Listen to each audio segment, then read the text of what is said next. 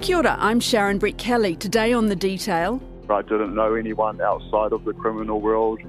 I found it hard to relate to anyone outside of the criminal world.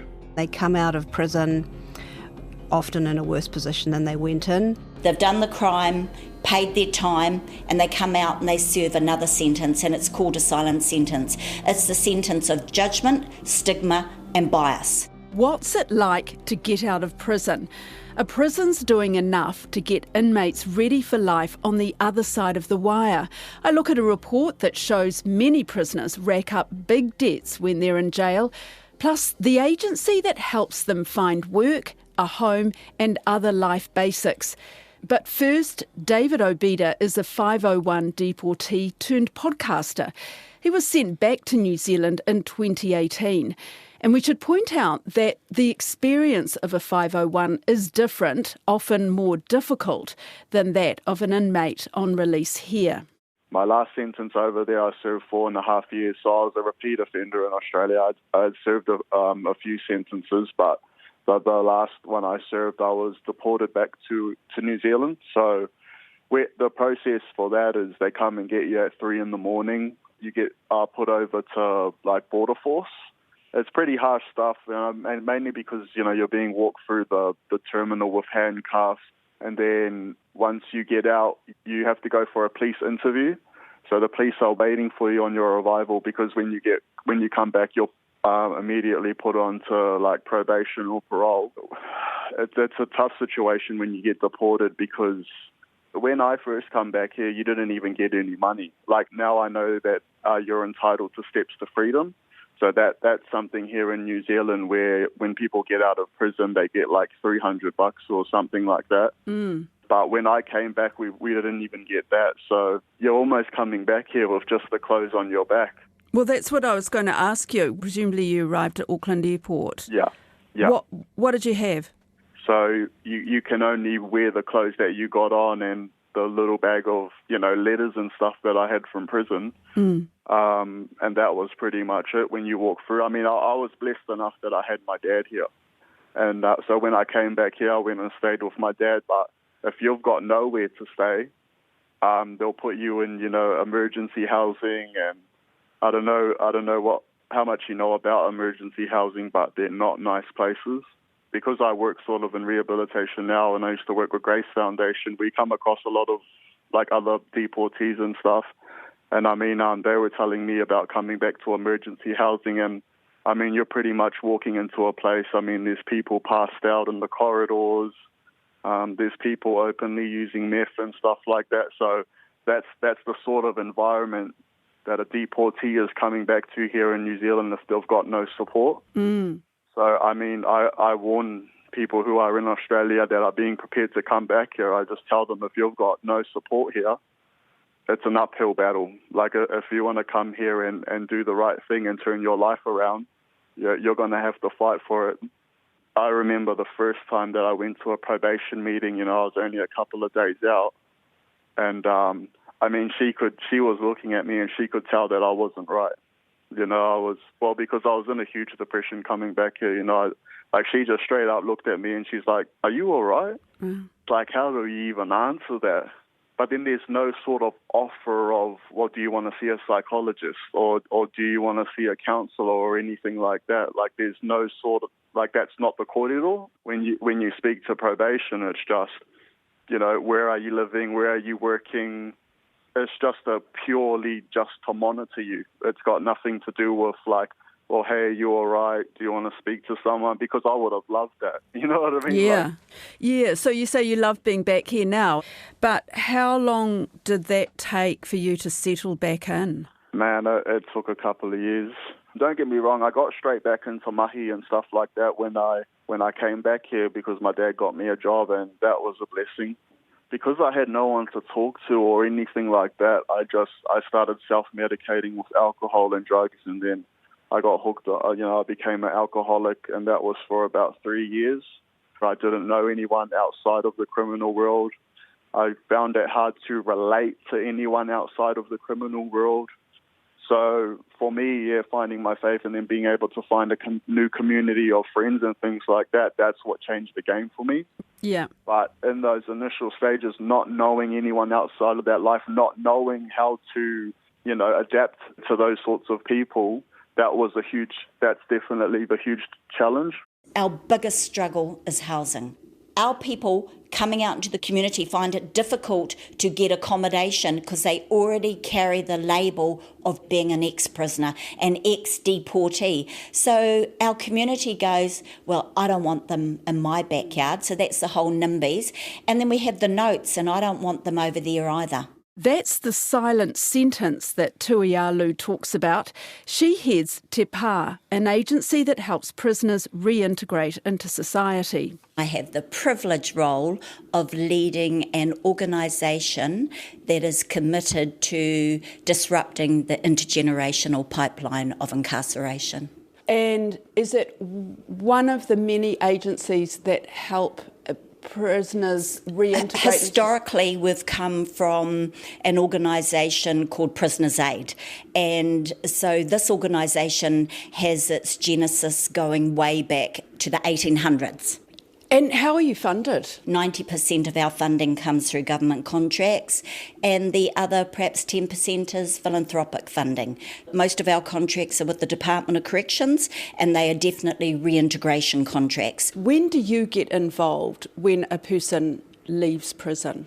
You talked about 501s. Let's put them over to the side and we'll come back to them. Mm-hmm. And I'll talk about prisoners that are coming out of New Zealand prisons, because the context is totally different between a deportee and a domestic prisoner. So depending on the service, if it is a person who's serving a long sentence, we go inside, we interview, we assess their suitability to come into our service. We do all of that, and then once they're released, they already know they're coming to us. So on their release day, we're there picking them up, and that service provides them with immediate need on release: food, clothing, shelter. And we do all of that with everyone we work with. But in particular, long servers, we bring them into what's called our supported accommodation service, where they come into homes that we either own, renting or leasing.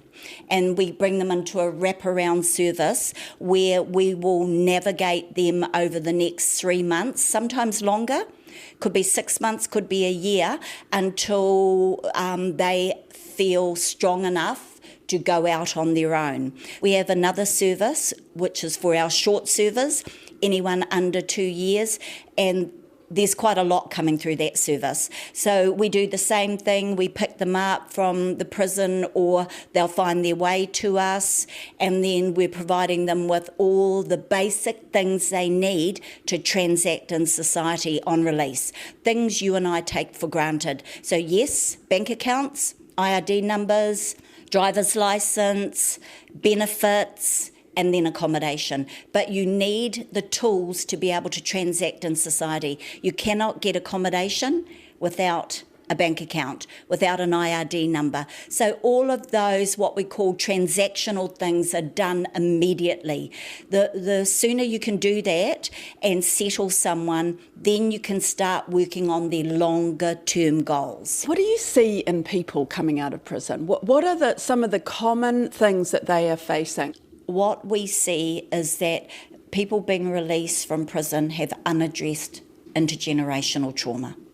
So unless that trauma is addressed, you are not going to change that person's life course trajectory, because their life course trajectory is already mapped out for them. It is going to say that you're 7 times more likely to be profiled by police. You're 8 times more likely to be sentenced to a higher sentence. So people being released from prison are coming out with all of these predetermined life course trajectories, because the system already has mapped it out for them. So they've got unaddressed trauma, unaddressed alcohol and drug issues, and what we are doing is initially addressing their immediate need, right? And yep, there's not enough accommodation. There's not enough, houses, homes, and there's been research done years ago which has identified that the 2 linchpins that inform and underpin successful reintegration is housing and employment. Well, if you can't get housing, How can you get a job? That is the other thing that David was talking about. And maybe this is where we bring the 501s in, because he says they basically have two options. When I came back here, my dad was flatting, so I had to share the same room with my dad, But when I think between the option of that and going to emergency housing, which is the only viable option for you if you're coming back here and you've got no support, aside from living on the street, it's almost impossible in those emergency housing because you're just surrounded by people on drugs. Like I said, the biggest challenge is you have to surround yourself with people who aren't in that life. Yeah. If you're surrounded by people who are using drugs and stuff like that, it's only going to be a matter of time before it comes off on you. If they've got no connections here, they go into emergency housing or they go into probably a gang house. If a guy's thinking, man, I need my own place, I can't stay here anymore, it's too hard. From there, the only option is, all right, well, I know old mate who's just patched up. I know that if I hook up with them, that I can get that money that I need to get out of this situation. But then, as it goes, once you're in that world, it's very hard to get out of it. So what you're talking about with your kind of housing, that's not emergency housing. Oh, no. Ours is what's called supported housing. So when you look at the deportees, their story's different, right? So they're coming with trauma of being kicked out of a country where they've contributed to, paid taxes, had a great job, all of that. They're coming back to Aotearoa, and for a lot of them, they're not connected. And if they're not connected, that makes it a lot harder for them to come back and find where they're going to connect to.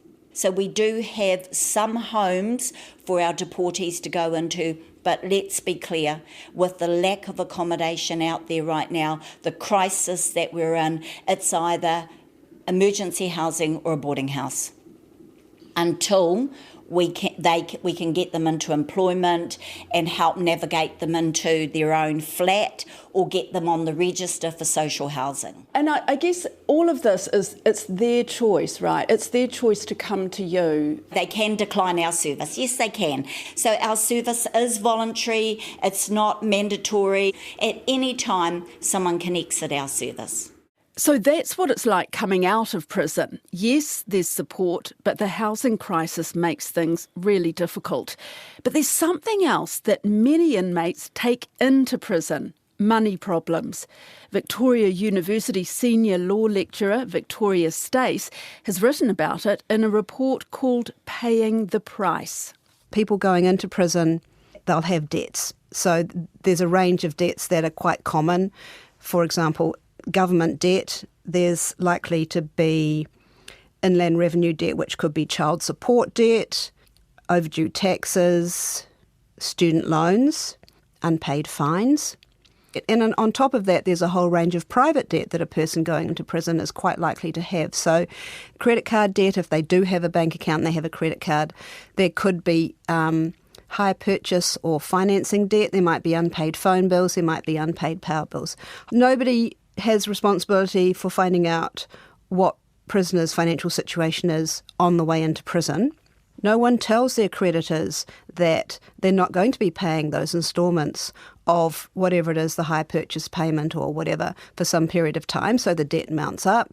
And some of those debts incur nasty penalties if you don't pay on time. Are you saying that, when someone is sent to prison, that there maybe should be a checklist to go through, do they owe, and that doesn't happen right now?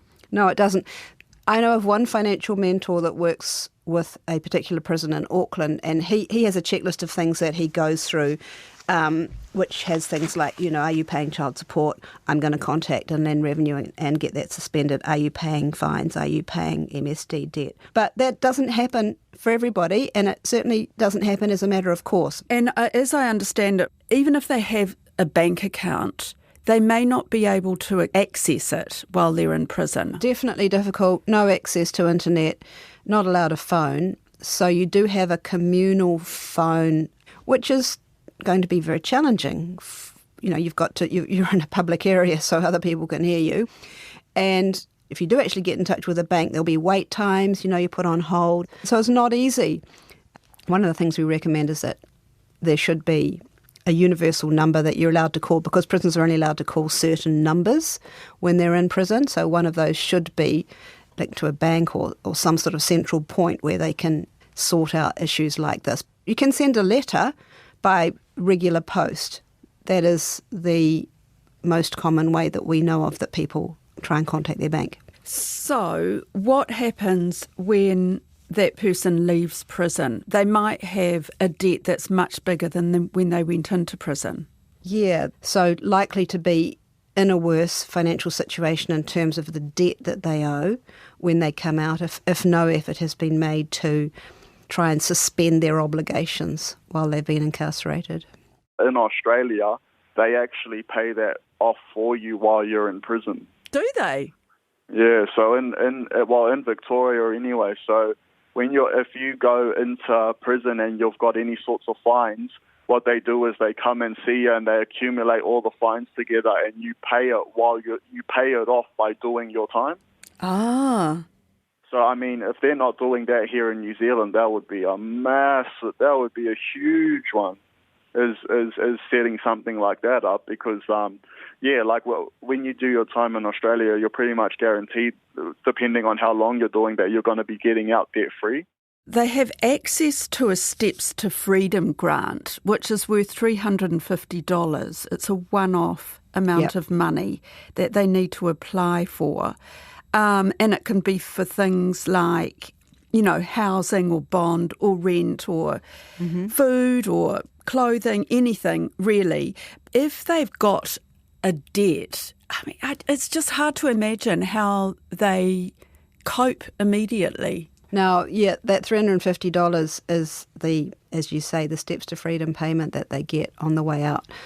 Subtracted from that is any amount that they've got in their prison trust account. So you're allowed to have up to $200 in your prison trust account. So, for example, if you've got someone on the outside that can put some money into your trust account, it means that you can go to the prison shop and buy things.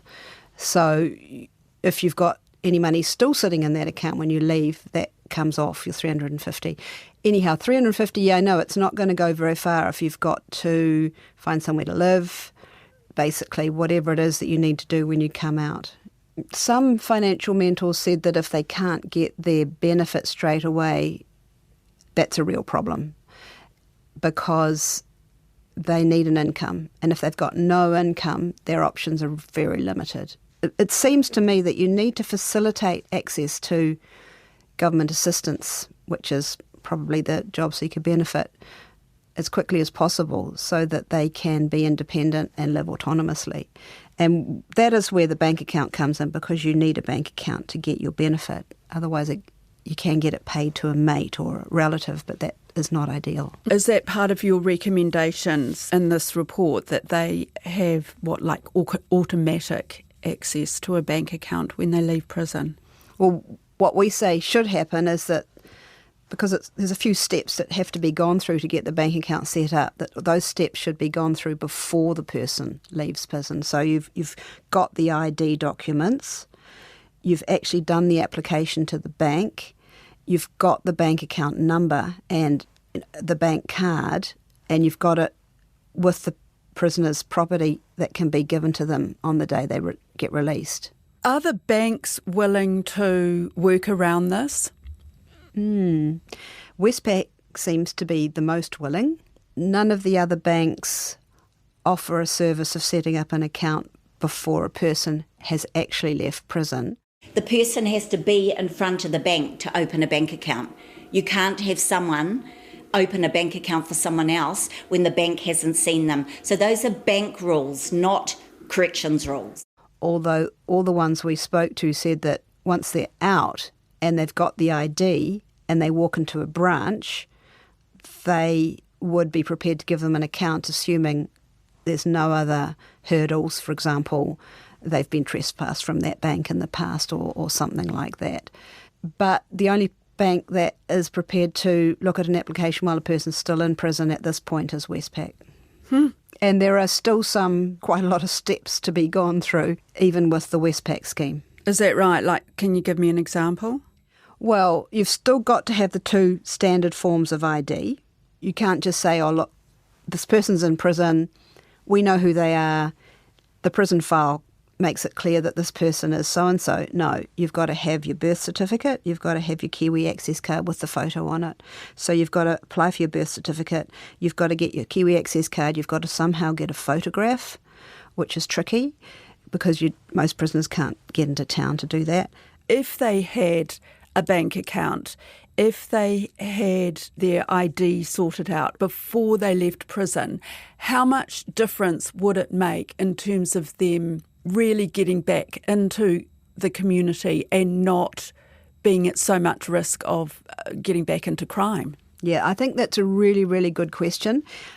I can't tell you the answer, but I can tell you that studies have been done in the UK and America where they looked at the difference in reincarceration rates between people who had access to banking services immediately on release and those who didn't. And the recidivism rates were significantly lower for people who had banking services sorted for them prior to release. So I think it is an important and key component of the whole package of reintegration. Is New Zealand far behind other countries on this? The UK is way ahead of us. They've had a program in place which started in about 2005 and it became part of mainstream corrections policy in 2014 when it was taken over by the government, whereby every prisoner is given the opportunity to set up a bank account prior to release with one of the major banks. So we can earn a lot from that. That's it for today. I'm Sharon Brett-Kelly. The Detail is supported by the Public Interest Journalism Fund. Today's episode was engineered by Phil Benj. Our producers are Alexia Russell and Bonnie Harrison. And thanks to Tui Alu, David Obida and Victoria Stace. Ka kite.